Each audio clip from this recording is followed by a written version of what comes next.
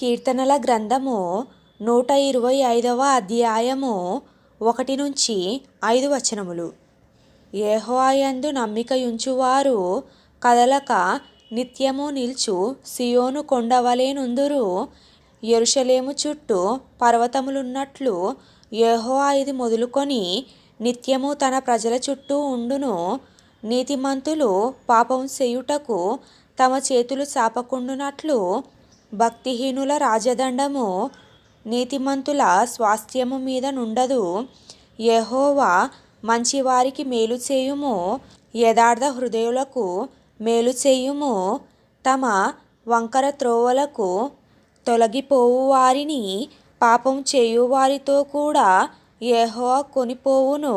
ఇశ్రాయేలు మీద సమాధానముండునుగాక.